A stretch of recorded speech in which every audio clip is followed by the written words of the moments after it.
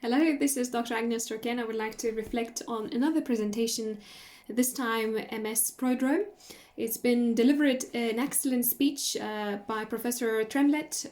She presented about the MS Prodrome features, and she reflected more so on the skin issues and pregnancies. So therefore the prodrome is a sign on this, or a symptom that starts very early before the actual first MS attack. So these features that would suggest that it's MS prodrome, they are not specific to MS, but symptoms may vary, and the research supports that from 5 to 10 years people may present with a fatigue and anxiety. They are under mental health care providers, seeing psychiatrists, and it's around 50% of people who later in their years developed MS. The symptoms vary. It can be headache, sleeping disorder, bladder issues, anemia, gastrointestinal issues, fewer pregnancies. And the theory and hypothesis behind is very difficult to know, but maybe there is sort of a behavior change in terms of fewer women would pursue for pregnancy, or maybe it's the opposite. Maybe there is a hormone balance problem that women would have difficulties to get pregnant, and they later on are diagnosed with multiple sclerosis. So it's a study that Professor Tremlett run. Was a population-based. It's a real-time study with thousands of people, and they were compared with a control group. So what has been found that interestingly, one of the prodromal feature is a skin condition, and it's quite prevalent in people who later on develop MS. So if you look at the model of the Parkinson disease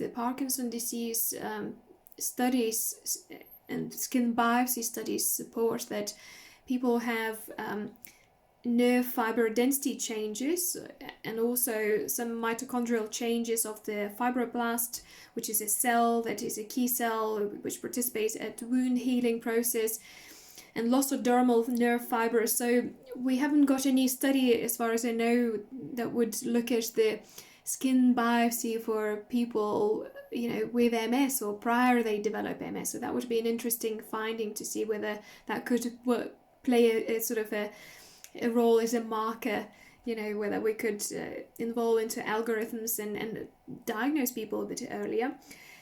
And then how much of the lifestyle influences on these preceding features before people develop multiple sclerosis is certainly unknown, but we believe that it has got a huge influence in developing symptoms that I just listed prior people develop first attack of MS. So my final word is, I think that we need to look at the prodromal symptoms before we diagnose people with MS, and look at any sort of potential risk factors that would lead to the diagnosis of MS, and maybe consider some sort of big studies and prediction algorithms that we would run on basis on the patient reporting outcomes. Obviously we need to involve stakeholders into that decision making and conducting the research, as well as people with MS. So that's about it.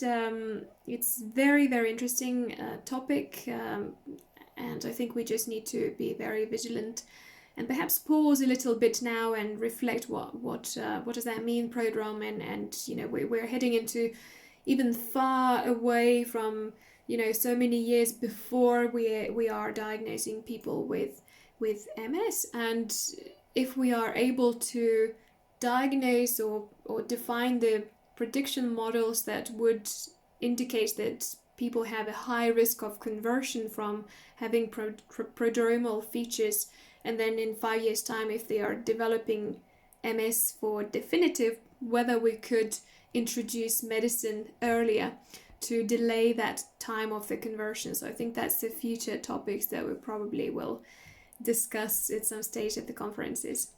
I hope you enjoy that, and have a good day.